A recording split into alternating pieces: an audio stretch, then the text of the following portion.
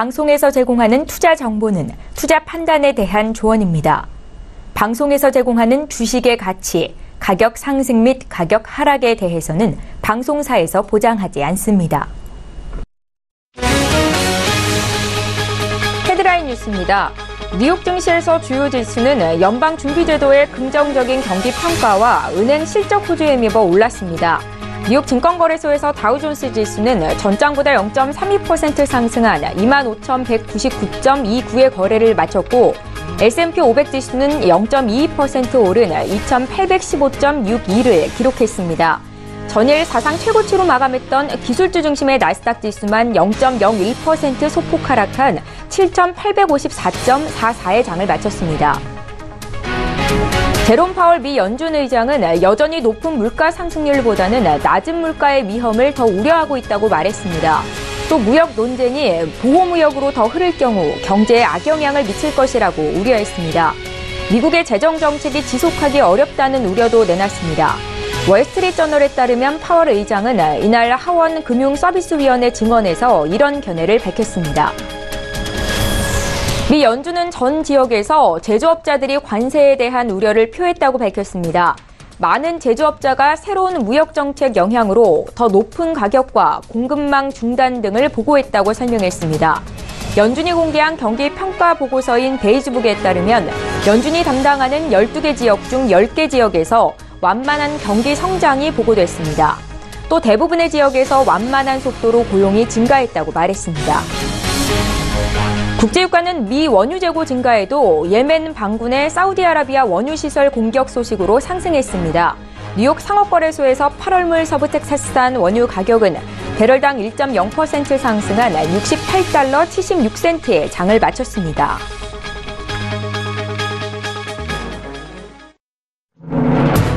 시청자 여러분 안녕하십니까? 출발 증시와이드 1부 시작합니다. 최은정입니다. 어제 국내 증시 양지수가 모두 내렸었죠. 특히나 IT 대형주의 외국인들의 수급이 몰리면서 타업종이 상대적인 약세를 기록했습니다. 특히나 시가총액 상위주가 부진하면서 코스닥 지수가 1% 이상 밀렸었습니다. 오늘 새벽에 마감한 미국 뉴욕 증시는 상승세를 이어갔는데요. 미 연준은 긍정적으로 경기를 평가했고 또 은행들의 실적이 좋았습니다. 금융주가 강세를 보였습니다. 자, 오늘도 출정 일부 시간에는 증시에 영향을 미칠 주요 이슈 분석 도와드리도록 하겠습니다. 자, 오늘 글로벌 시시각각 시간에는요. 제롬 파월 미 연준 의장이 하원 증언에서도 이 점진적인 금리 인상 기조를 재확인했습니다. 그 의미와 함께 시장 영향 어떨지 함께 볼 거고요. 미국과 무역 갈등을 빚고 있는 나라들끼리 자유무역 협정을 체결하면서 위험 부담을 낮추려는 경향이 강해지고 있습니다. 현 상황 어떤지 함께 보겠습니다. 또 이어지는 라이브 이슈타임 시간에는 어제 외국인들의 수급이 IT 대형주에 몰리면서 시가총액 1, 2위인 삼성전자, SK하이닉스 등 이 반도체주가 강세를 보였습니다. 현 시점에서 투자 매력도 얼마나 있을지 짚어볼 거고요. 또 CJ E&M이 합병 이후 첫 거래에 이었던 어제 코스닥 2위까지 올라왔지만 주가는 5%나 급락을 했습니다. 하반기 실적에 대한 긍정적인 전망이 나오고 있는데 또 투자 매력도 얼마나 있을지 함께 짚겠습니다. 오늘 7월 19일 목요일이고요. 출발 증시와이드 1부 시간 지금 본격적으로 시작합니다.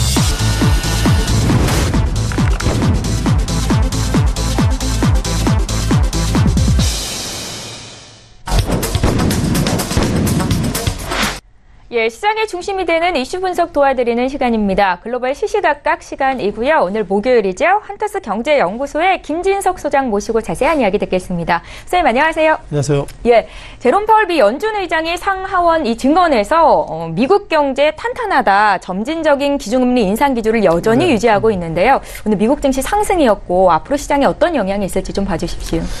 실은 뭐 제롬 파월 의장이 최근 들어서 경기가 좋아지고 있다 이런 얘기를 하고 있고요. 엄밀하게 보면은 실은 제롬 파월 의장 같은 경우는 변호사 출신이기 때문에 제닛 앨런 의장이 즉 작년부터 연준 의장하면서 했던 그 결과물을 이 지금 화면에 보시는 것처럼 새 신임 파월 의장이 모든 결과물을 받아먹고 있다 이렇게 좀 보시면 좋겠고요. 여전히 월가에서 바라볼 때는 과연 변호사가 연준 의장이 되는 것이 맞나 이런 의구심이 아직까지 들 정도로 기본적으로 정치적인 때론 정책적인 어떤 툴은 아직까지 못 보여주고 있다 이렇게 보겠습니다. 다만 트럼프 대통령이 작년부터 최근 들어서 여전히 뭐 그 무역 전쟁들을 계속 일으키기 때문에 그 가운데 어떤 결과물이 현재까지 좋아지고 있다 그런 부분들 코멘트를 하고 있다 이렇게 보겠고요. 자, 무엇보다도 그 여러 가지 우려가 있습니다만 무역 전쟁의 우려를 통해서 예상보다 금리 인상 속도를 좀 낮추길 원하는 것이 많은 어떤 실은 월가의 좀 고민인 것 같습니다. 아신 것처럼 뭐 중국 상하이 지수는 한국 증시를 비롯해서 뭐 빠르면 뭐 올 상반기부터는 좀 주가의 어떤 종목들 전체로 떨어졌죠. 그러다 보니까 이제는 월가에서도 금리 부분들을 상반기에 2번 올렸지만 하반기에 올리기에는 좀 속도 조절하는 것이 맞다 이런 어떤 조심스러운 의견이 제기되고 있다고 말씀 드려보겠습니다. 또한 이제 제롬 파월 의장의 시각을 좀 바라봐야 되겠는데요. 여전히 좀 조심스러운 부분이 있습니다만 무엇보다도 무역 전쟁 관련돼서 어떻게 보면 그 기본적으로는 그 통상적인 그 관세 이런 논의가 현재까지 계속 진행되고 있다는 것 자체가 좀 혼돈스럽다. 그런 어떤 약간 좀 이중적인 표현을 좀 쓰고 있다 보겠습니다. 아무래도 트럼프 대통령이 무역전쟁을 해왔기 때문에 제롬 파월이 트럼프 대통령과 색깔이 상당히 같이 한 코드가 된 인물이라 무역 관련돼서 그리고 통상 관련돼서 예상보다 조심스러운 표현을 쓰고 있다는 것 자체가 미국의 어떤 중앙은행의 어떤 총재로서 정확하게 그 금융 관련된 색깔을 지금 못 내놓고 있는 것은 아닌가 이런 좀 판단을 갖습니다.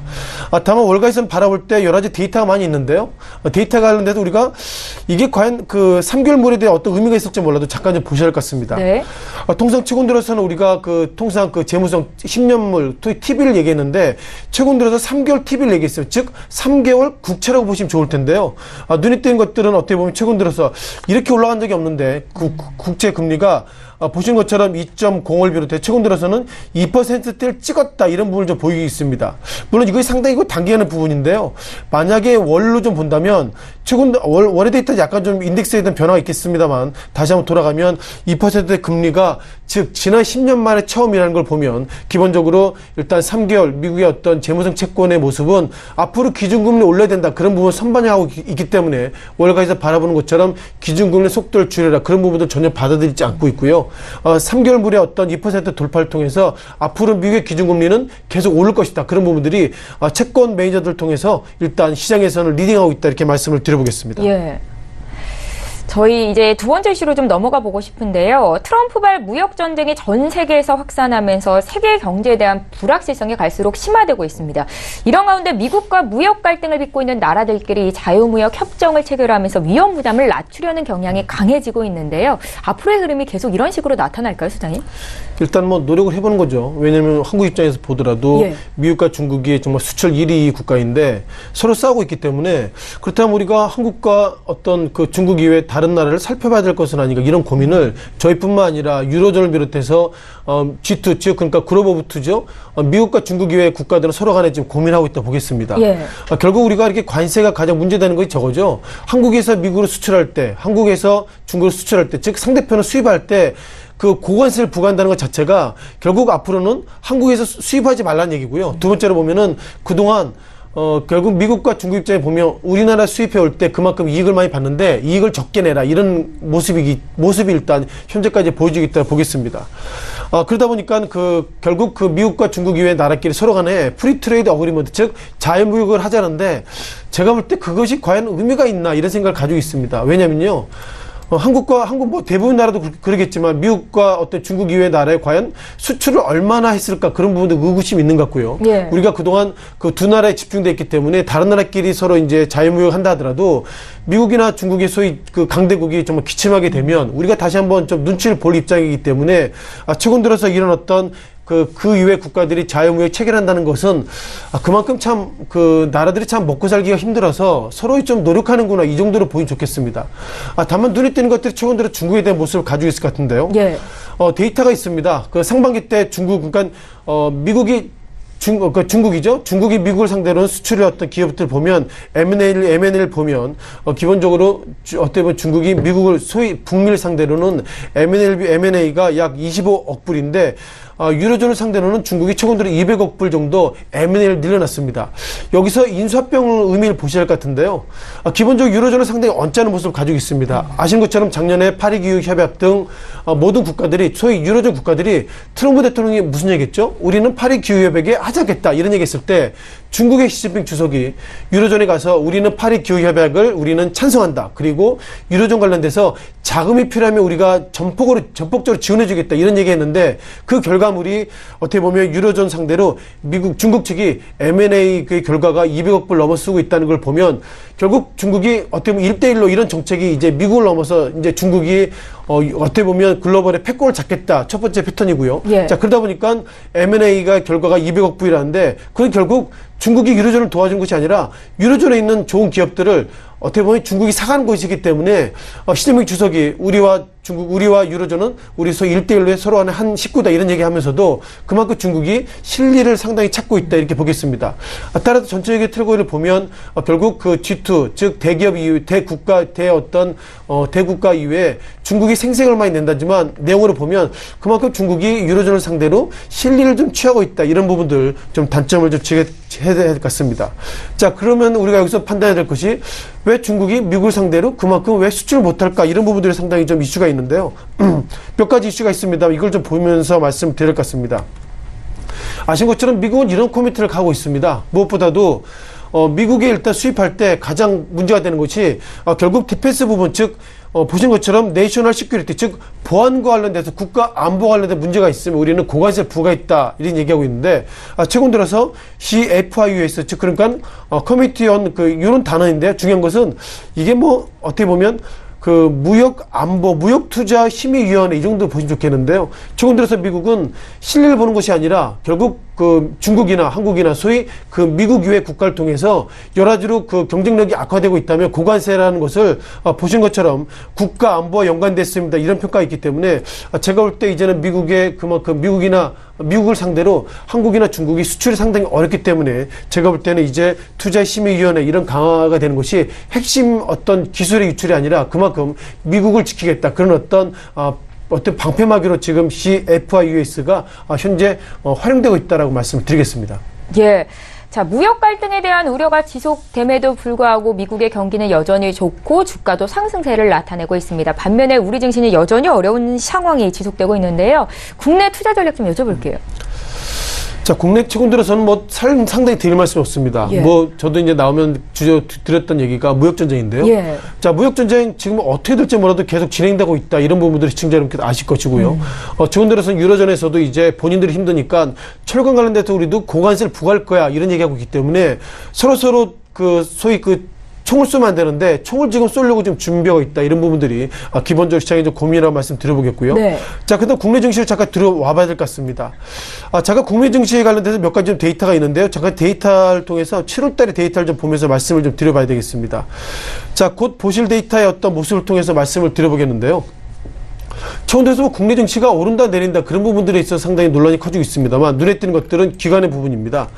자, 보신 것처럼 7월 달부터 7월 말까지 국내 증시 기관 투자자들은 어떤 생각이냐면요. 7월 달에 2,300포인트가 저점으로 상승할 것입니다. 이런 얘기했는데 자, 7월 2일부터 어저께 누적으로 기관들은 약 5,649개 매도를 보이고 있고요. 외국인도 1조 7천억 매도하고 있습니다. 즉 7월 달 이후에 주가가 소폭이나마 상승했다면 결국 개인만이 이끌어간 장세이기 때문에 7월 달에 상승했다면 즉 개인들에 의한 장이다 이렇게 말씀드려보겠고요.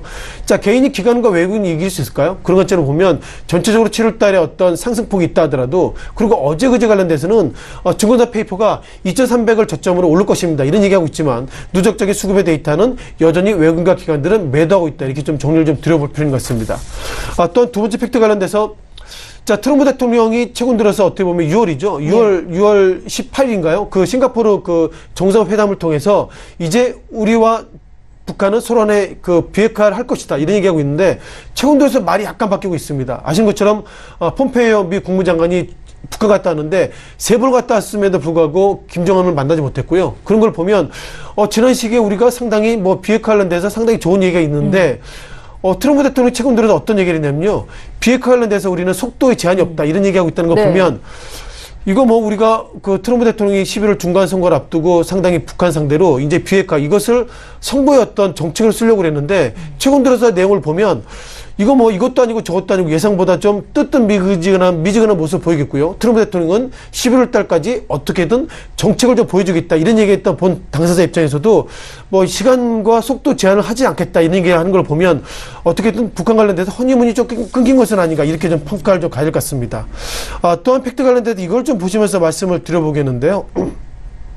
잠깐 좀 이걸 보시면 말씀 드려야 될 것 같습니다. 자, 이것이 좀 맞나 좀 고민을 가지고 있는데요. 그저께 얘기죠. 보물섬 관련주입니다. 예. 자, 보물섬 우리가 어렸을 때 보물섬이라고 그러면 뭐 바다에 이렇게 해가지고 이렇게 금을 건지고 있다 이런 부분인데 이틀 전에는 제일제강이 상한가 갔었죠. 어제는 좀 밀렸습니다. 이것이 좀 맞나 좀 다시 한번 좀 화면을 보고 계시는데요. 신일그룹의 돈스코이호 내시 기자회견을 25일, 26일 그러니까 다음 주 한다 이렇게 얘기되고 있고요. 이게 지금 작게 나와서 모습이 좀 보이지 않는데요. 요 단어가요. 돈스코이호라는 이게 플레임이 지금 찍혀 있다는 것입니다. 이건 확대가 안 되는지 말씀드려보겠는데요. 따라서 제일제강 관련돼서 25일, 26일 즉 다음 주까지 제일제강 관련돼서 이슈는 계속 좀 진행되겠다 이렇게 말씀드려보겠습니다. 여기서 한 가지 좀 고민을 가질 것 같은데요. 우리가 통상 종합 흐름을 보시면요. 기본적으로 어저께, 즉, 이제 3개월 전이죠. 3개월 전에 4,160원까지 상승했을 때, 이때 제일제강 관련돼서 신일그룹이 제일제강을 인수해서, 이제는 어떻게 보면 상당히 좋을 것입니다. 얘기했는데, 어저께 주가 밀렸습니다. 어제 주가 밀렸던 부분을 다시 한번 좀 약간 좀 차트를 통해서 좀 상세히 보시면 좋겠는데요. 어저께 왜 밀렸을까 하는 부분인데요. 어저께 상한가가 갔었습니다만, 정확하게는 2시 40분부터 상한가가 풀렸죠. 그러다 보니까 예상보다 어저께 약 900원 정도 23% 이건 오늘 데이터지만 어저께 주가가 밀렸다는데 이게 좀 영향이 있다는 이렇게 말씀드려보겠습니다. 자, 제일제강이 어저께 이런 공시했습니다. 어떤 공시했냐면요. 신일그룹 그리고 보물선 관련돼서 제일제강 상한가 보도는 해명입니다는 내용인데요. 눈에 띄는 것들은 공시 책임자 누구냐면요. 대표이사입니다. 어떻게 보면 이렇게 풍문이나 이런 거 나올 때 대부분이 대표이사가 나오지 않고요. 상무나 이사가 나오는데 대표이사가 나왔다는 것 자체만 보더라도 신일그룹과 제일제강은 아무 상관없습니다. 이런 부분들이 눈에 띄는 것 같고요.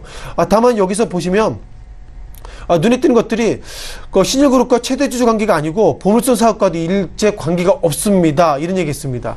자, 그럼 3일 전에 왜 제일제강이 신일그룹과 관련이 있을까? 이런 얘기가 나왔을까? 이런 고민을 보시면은 이 인물입니다.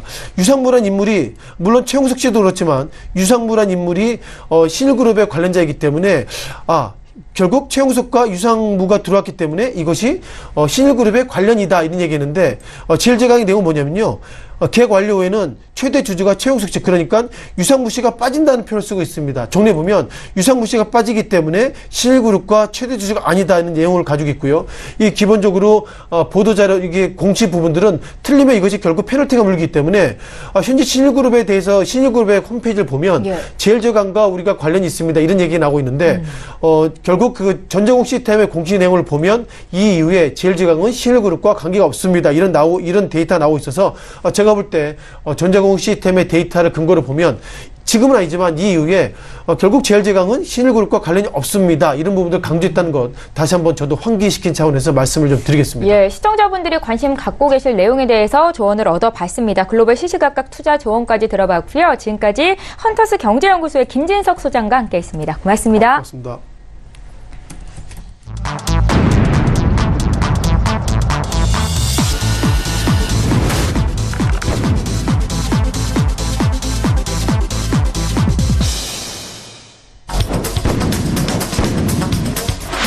예, 이번에 국내 시장 쟁점 보겠습니다. 라이브 이슈타임 시간이고요. SK증권 영업부 PIB센터의 이재강 이사님 화상으로 만나봅니다. 이사님 안녕하세요. 네, 안녕하십니까. 예, 반갑습니다. 최근 증시 흐름 보시면서 투자자들을 위해서 어떤 조언을 하고 싶으실지가 궁금한데 흐름 좀 어떻게 보십니까, 이사님? 네, 이제 이번 주가 지나면 7월 달도 이제 하순으로 접어듭니다. 자, 무더위만큼이라 증시도 굉장히 답답하고 짜증나는 그런 모습이 이어지고 있습니다. 자, 처음으로 제가 서울방송을 통해서 서울경제TV를 통해서 여러분을 찾아뵙는데 처음으로 자켓을 벗어 던졌습니다. 셔츠파라고 여러분을 뵀는데요. 그만큼 날씨 덥거니와 주시장도 답답해서 한번 훌딱 벗어 던지고 한번 싶었습니다. 더 벗지 못함이 좀 아쉬움입니다. 자, 지금의 우리 제이크께서도 언급해 주신 바와 같이 지금의 정치를 한마디로 언급하자면 제가 이 시간을 통해서도 한번 언급해 드린 것 같아요. 강태공의 투자 전략이 요구되고 있는 시점이 아닌가 이렇게 생각이 됩니다. 여러분도 아시다시피 강태공하면 낚시하시는 분들의 어떤 대명사죠. 태만공이라고 하는데요. 이 강태공이라는 분은 낚시 바늘에 미끼를 끼지 않았다고 합니다.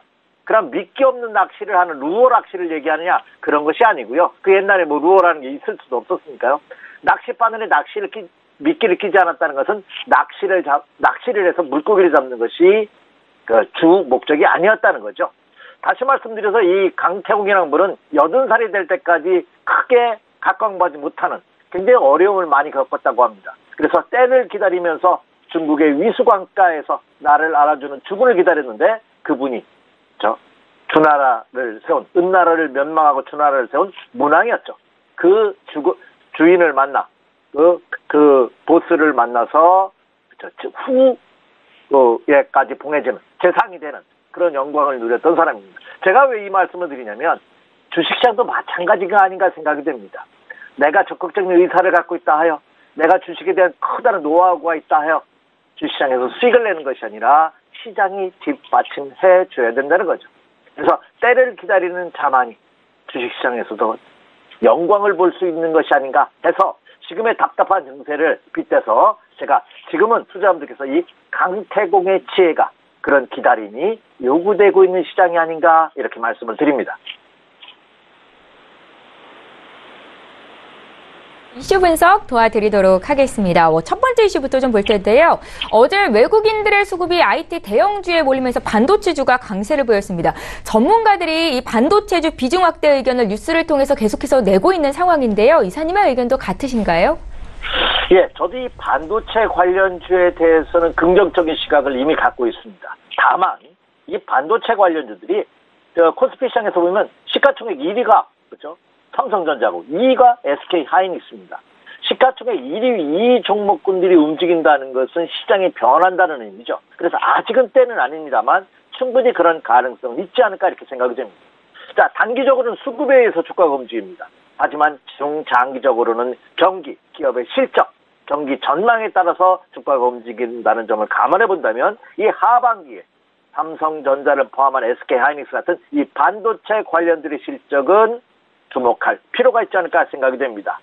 특히 18일 전일장에서죠. 이 반도체 관련들의 하반기 실적이 긍정적으로 나타남에 따라 종합지수는 마이너스 하락 반전했어요. 종합지수는 0.34%가 하락하는 와중에서도 코스피 시장의 시가총액 1위, 2위 종목인 삼성전자와 SK하이닉스는 삼성전자는 무려 1.5%, SK하이닉스는 무려 0.7%가 상승하는 기염을 토했다는 거죠. 따라서 아직까지 시장이 무르익지는 않아서 본격적인 상승 국면이 아니기는 합니다만 충분히 시장에서는 일부 선취매성 매수 세력들이 유입되는 그런 모습을 보여주고 있는 것이 아닌가 이렇게 생각이 됩니다. 따라서 이들 반도체 관련주의 하반기 실적 추가 성장 가능성은 거의 가시권에 들어온 것이 아닌가 이렇게 판단이 되고요. 그 전투적인 예가 속속 나타나고 있죠.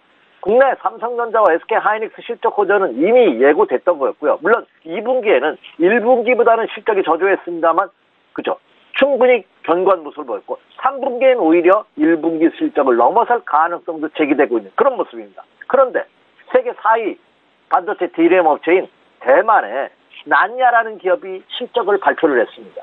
그런데 이 실적을 보니까 2분기 실적이 굉장히 긍정적으로 나타나는 그런 모습을 보였습니다. 그래서 오히려 이 국내 삼성전자와 SK하이닉스의 일시적인 실적 호조세 그리고 2분기가 1분기보다 실적이 감소했다는 우려감이 불식될 가능성이 높다. 따라서 3분기에도 D램의 공급 부족 현상은 충분히 나타날 가능성이 없다. 특히 서버라든지 모바일, 가전 등 전 분야에 걸쳐서 반도체 수요는 그렇죠? 공급이 수요를 따라가지 못할 정도로 공급 부족 현상으로 인해서 반도체 관련주들의 하반기 상승 전망은 그 경기 전망은, 매출 전망, 순이익 전망은 긍정적이다. 이렇게 말씀을 드립니다. 예, 잘 알겠습니다. 이제 두 번째 이슈로 넘어가 볼게요. CJ E&M과 CJ 오쇼핑이 합병했죠. 이에 따라 새롭게 출범한 CJ E&M이 어제 첫 거래일 이었습니다. 코스닥 시총 2위로 단숨에 올라왔는데 주가는 5%나 빠졌고 또 하반기에는 실적이 좋을 거다라는 긍정적인 해석도 있던데 앞으로의 주가 흐름 어떨지 이사님의 의견 들어볼게요. 네, 이 합병되는 시점 타이밍이 별로 좋지는 않았던 것 같습니다. 전에 결국은 지난 4월 이후에 합병 발표한 지난해 연말 올 연초 이후에 결국 한 6개월여 만에 합병이 성사가 됐는데요. CJ 오쇼핑과 CJ E&M이 합병을 했죠. 근데 그 합병한 회사 이름은 CJ E&M입니다. 물론 앞에 전제에 말씀드렸던 CJ E&M을 정확하게 말씀드리자면 CJ E&M이었고요. 이번에 합병 발표한 회사는 CJ 영어로 그냥 E&M입니다. 뭐 헷갈릴 수 있는데 어쨌든 그게 중요한 것은 아니니까. 그래서 CJ E&M이 상장이 어제 전일됐는데 첫날 빠지긴 했습니다만 시가총액 2위로 등극하는 그런 모습을 보였습니다. 이것은 굉장히 큰 의미를 갖지 않나 생각이 듭니다. 왜냐하면 그동안 코스닥 시장은 시가총액 상위 1, 2, 3, 4, 5위 그냥 10위권 이에 거의 7, 80%가 제약 바이오 관련주였습니다. 그로 인해서 최근 들어서 이 제약 관련 어제도 일부 제약사의 대표께서 그렇죠 구속되는 그런 사태를 보임에 따라 제약주들이 급락하는 그런 모습을 보였죠. 줄기세포 관련 회사가 따라서 그 어떤 뭐 신약 개발이라든지 뭐 부정 회계라든지 이런 것에 따라서 크게 출렁거리는 또 최근 들어서 연구비 과다 산정 같은 이런 이슈도 있었죠. 이런 이 악재로 인해서 이 제약과 바이오주들이 출렁거리면 그것이 그대로 코스닥 시장 전체에 악영향을 끼치는 그런 모습을 보였습니다. 그런데 시가총액 2위로 이번에 CJ E&M이 등극을 했는데요. 1위는 셀트리온 헬스케어죠. 화면에 나오고 있네요. 14조 516억입니다. 어제를 기준으로. 2위가 CJ E&M입니다. 5조 6,900억입니다. 3위가 신라전 4조입니다. 그래서 이 CJ 미디어 그룹이 시총 2위로 올라섰다는 의미는 그동안 코스닥 시장이 제약과 바이오 중심의 일변도에서 벗어날 가능성이 없다는 거죠. 그리고 시가총액 7위로 어제 자리매김하고 있는 스튜디오 드래곤은 이 CJ 그룹의 자회사입니다. 따라서 이 스튜디오 드래곤까지 가세를 한다면 무려 CJ 미디어 그룹은 8조 8천억 거의 9조 가까운 시총을 보임으로써 거대 그룹 미디어 그룹이 탄생하는 그런 모습을 보였습니다. 그래서 이 CJ E&M은 오히려 코스닥 시장의 어떤 다양성 측면에서 긍정적인 역할을 기할 가능성이 높고 어제 상장 첫날 하락하고 오늘도 크게 상승 기대하는 아직까지는 적습니다. 오늘도 지금 예상되는 것이 조금 소폭 하락 출발이 예상되는데 물론 장은 시작되지 않았습니다. 그렇지만 하반기에 추가적인 실적 전망 긍정적으로 나오고 있습니다. 특히 이 CJ E&M에 대한 올해 매출 예상은 약 4조 3,259억 원. 전년 대비 한 8% 상승을 하고요. 영업이익은 3,344억 원으로서 한 16% 증가가 예상되고 있는 그런 모습이고요. 많은 애널리스트들이 CJ E&M에 대한 올해 목표 주가를 약 36만 원 정도로 설정하고 있다는 점을 감안해 본다면 CJ E&M은 당장 그것이 시세에 전공하면서 상승하지 못한다 하더라도 코스닥 시장 전반의 어떤 분위기, 투자 심리 호전 그리고 하반기 실적 호전에 따른 긍정적인 효과가 나타날 가능성 크다. 이렇게 말씀을 드립니다. 예, 미디어 콘텐츠주에 대한 시청자분들의 관심도가 높아서 이슈 분석 도와드렸습니다. 자, 이사님께서 이틀 전에 연결이 됐을 때 증시가 바닥은 탈출했지만 아직 상승 기조는 아니다. 단기 매매로 대응해보자라는 조언을 주셨었는데요. 그 관점의 변화가 없으신지 투자 전략 여쭤볼게요. 네, 결론부터 말씀드리죠. 전혀 없습니다. 자, 금제 체크할 사항들이 몇 가지가 있죠. 원달러 환율 동향. 참 이거 어제 상황에서도 불안했던 것이 어제 환율이 8원 20전 상승하면서 1132원 30전으로 마감했어요. 1130원대를 돌파하는 그런 모습입니다. 제가 1100원 선 이하로 안정화돼야 된다는 말씀을 드렸는데 30원 이상이나 상회하는 그래서 1130원대의 모습을 보인다면 국내 시장은 주가 추가 상승하기 굉장히 어렵습니다. 그런데 참 여기에서 시간이 조금 여유가 있는지 모르겠습니다. 빠르게 말씀드려요. 제가 아쉬운 점이 전 세계 증시에서요. 오히려 자국의 가치가 하락하는 환율이 상승하는 덕을 보는 나라가 굉장히 많습니다. 오늘 새벽 끝난 뉴욕 증시가 S&P 500 지수는 이제 4개월 만에 최고치, 나스닥은 연중 최고가를 갱신하는 모습을 보였습니다. 상승을 했죠. 미국 상승은 경기가 좋다는 이유입니다. 기업들이 실적이 좋다는 거죠. 그래서 트럼프 대통령의 극 보수주의, 극 우익주의의 그런 정책, 그리고 동맹국으로부터 갖은 비난을 받음에도 불구하고 미국 증시가 상승하는 가장 큰 이유는 뭐냐? 역시 기업들의 실적, 경제 전망이 좋다는 거죠. 자, 그 여파로 인해서 유럽 증시도 상승을 했는데 유럽 증시의 상승 요인이 뭐냐? 달러가 강세를 보이니까 유로화가 약세를 보여요. 그래서 수출이 좀 낮을 것이라는 이유로 상승했습니다. 우리나라 인접한 일본, 니케이 지수도 마찬가지입니다. 니케이 지수도 고점을 신고가 행진을 못했습니다만 계속해서 상승세를 보이는 4일 연속 상승을 보이는 그런 모습이 펼쳐지고 있습니다. 그 키포인트가 뭐냐? 달러 강세로 인한 엔화 약세로 인해서 수출주들이 강세를 보일 거랍니다. 근데 우리나라는 어제 환율이 급등하면서 1130원대를 돌파했는데 그럼 뭐죠? 원화 약세입니다.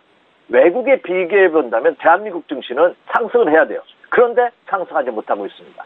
상승하지 못하는 나라가 있어요. 또 중국, 홍콩은 상승하지 못했습니다. 그러니까 중국 영향권에 있는 나라들은 상승하지 못하고 있다는 점입니다. 이거 여러분들 한번 체크해 주시기 바랍니다. 이거 한번 여러분 주식 투자하시면서 깊게 한번 생각해 볼 이슈가 아닌가 생각이 됩니다. 제가 자세히 설명드릴 수는 없습니다. 아침에 바쁜 시간이기 때문에 여튼 결과적으로는 원달러 환율 등은 계속해서 체크해 주십시오. 안정화 되는지 여부 체크해 주십시오 하는 말씀 드리고요. 자, 어닝 시즌이 계속들이 기업들이 실적이 발표되기 때문에 기업 실적들 체크해 주시기 바라고 이번 주말에 지난 화요일도 언급해 드렸습니다.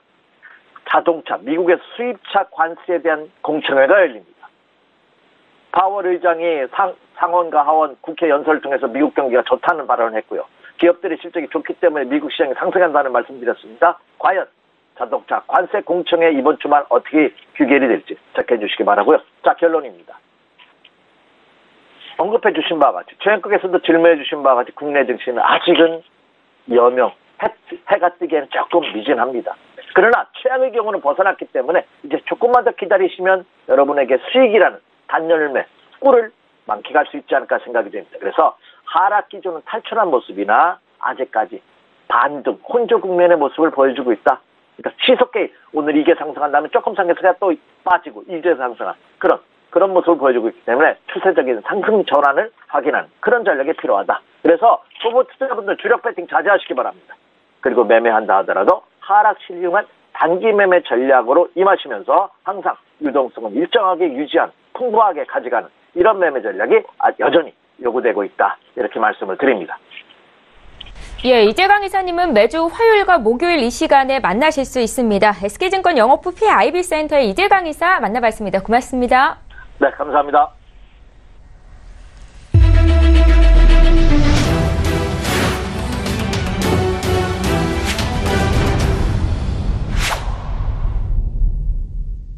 예, 1부의 마지막 코너 투자는 절제다 시간입니다. 국내외 선물시장 투자 전략자 드릴 거고요. 절제 마스터 오늘도 화상으로 연결해 보겠습니다. 안녕하세요. 네, 안녕하십니까. 서울경제시장장 절제 마스터 김민준입니다. 예, 반갑습니다. 먼저 해외 선물시장부터 좀 여쭤볼 텐데 오늘도 미국장 어떻게 마감이 됐는지 포인트부터 짚어주실 예정이신가요? 네, 그렇습니다. 일단 미국 증시는 다우존스는 좀 오르고 S&P도 좀 올랐습니다. 아무래도 미 증시의 기업 실적이 호조를 보이면서 특히 은행주가 좀 강세를 보였었습니다. 아무래도 그러한 이유 때문에 소폭 오르고 나스닥 기술주는 좀 보합권에서 끝나는 개별주가 다름에 따라서 다른 모습을 좀 나타냈는데요. 아무래도 모건 스탠리의 실적 호조가 강세를 보인 것이 좀 미 증시를 이끌었다고 보고 있고요.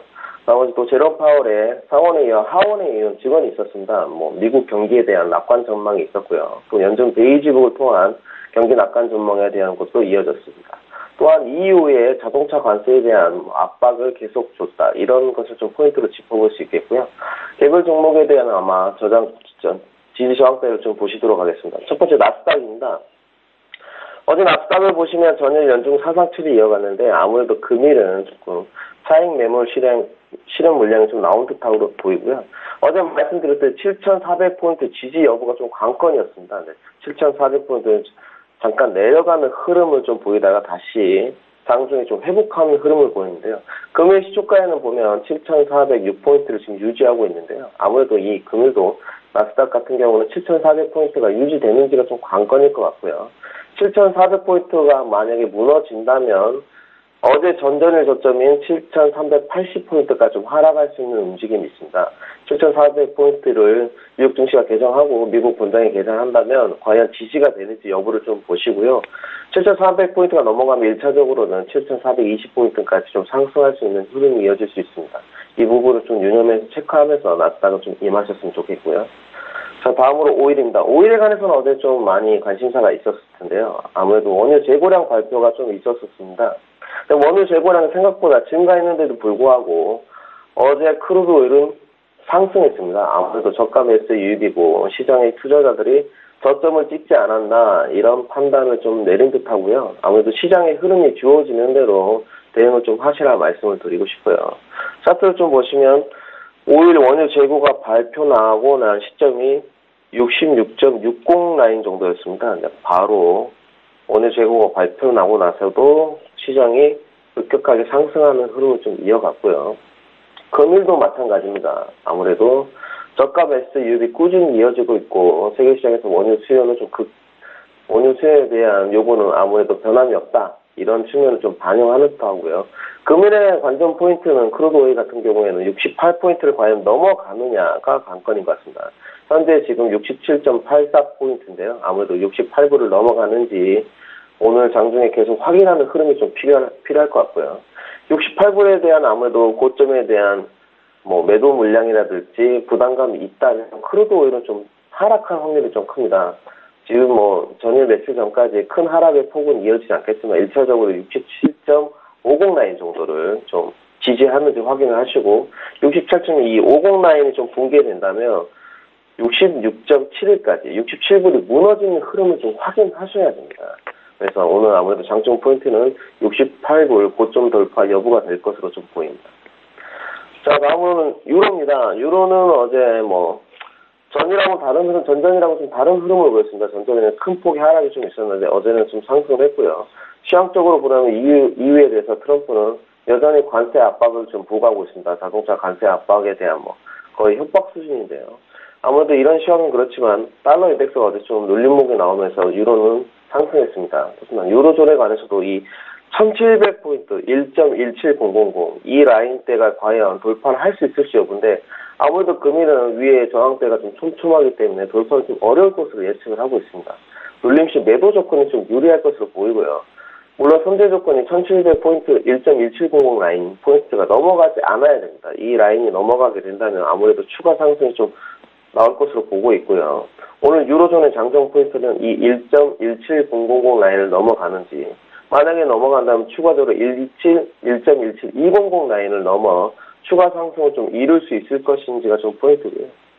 아무래도 1.1700 라인을 넘어가지 못하고 매도세가 좀 나온다면 전전일 저점이 1.16500 라인까지 좀 하락할 수 있는 위험이 있으니 아무래도 유로존은 오늘 좀 유로를 접근하실 때는 좀 보수적인 관점으로 접근하셔라 이렇게 좀 말씀을 드리고 싶습니다.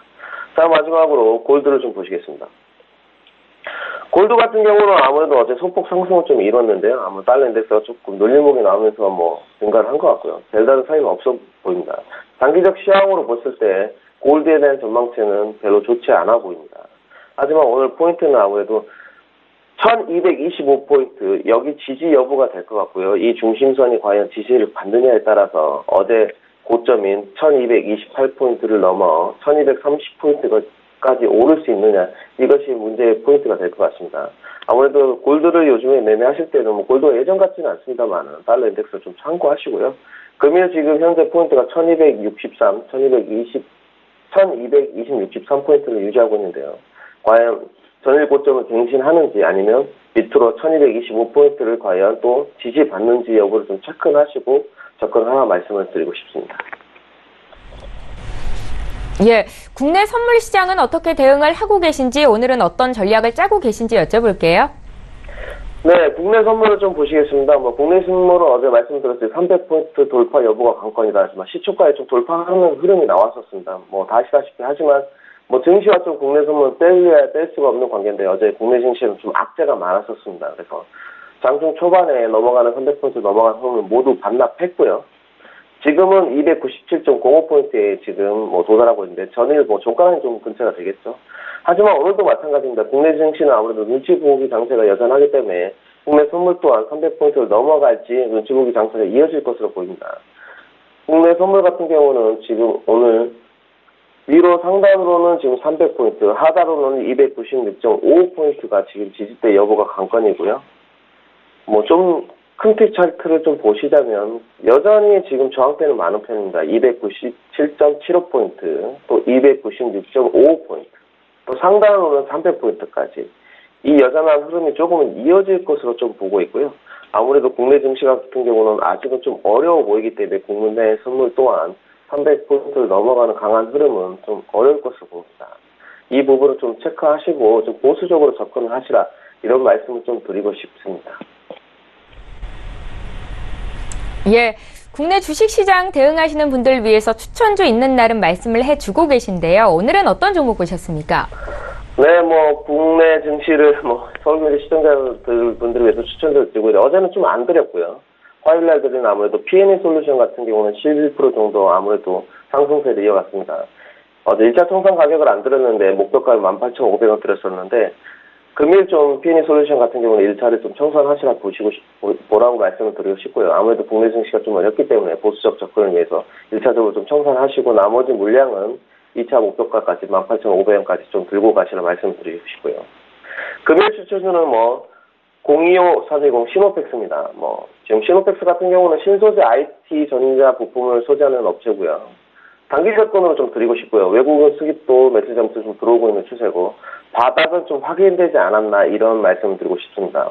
멤브레인 소재 필터, 여러 시스템들, 터치스크린, 휴대폰, 여러 가지 사업을 좀 영위하는 업체입니다. 아무래도 영업이익은 전년 대비 감소했지만 비영업이익은 좀 흑자 전환하는 업체입니다.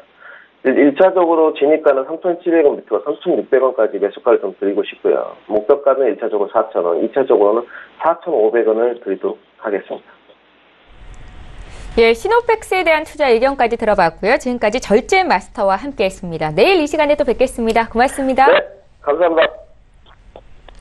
예, 출발 증시와이드 1부 시간 여기서 마칩니다. 잠시 뒤 2부 시간에는 전문가와 함께 추천주 공개해드리는 시간이 있는데요. 오늘 목요일이죠. 죄송합니다. 원종윤 팀장, 김유윤 연구원 이렇게 두 분과 함께 추천주 공개해드리고 또 장중에 오늘장 특징주까지 투자 의견 드리겠습니다. 잠시 후 2부 시간으로 오겠습니다. 고맙습니다.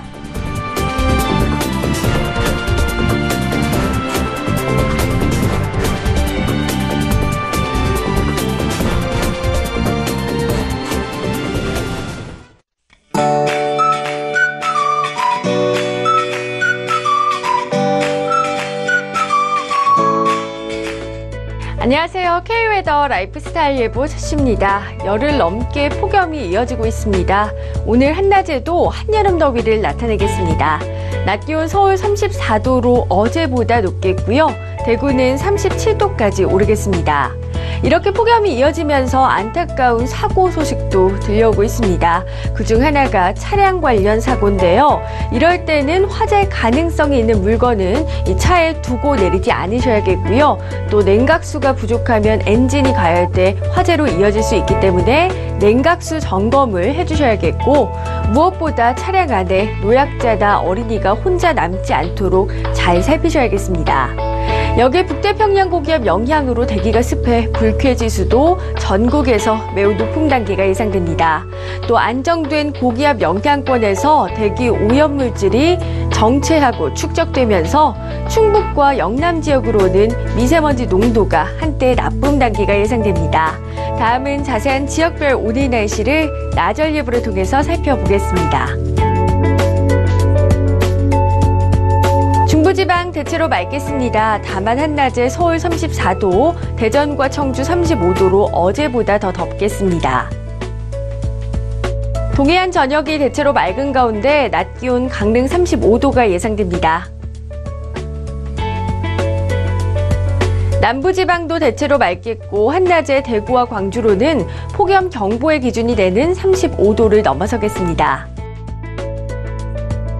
세상의 하늘도 구름만 조금 지나는 가운데 물결도 잔잔하겠지만 안개가 짙게 끼는 곳이 많겠습니다. 항해하거나 조업하는 분들은 각별히 유의하셔야겠습니다. 다음 주에는 서울의 낮 최고 기온 36도까지 올라가면서 올해 들어 가장 더운 날씨가 될 것으로 보입니다. 날씨였습니다.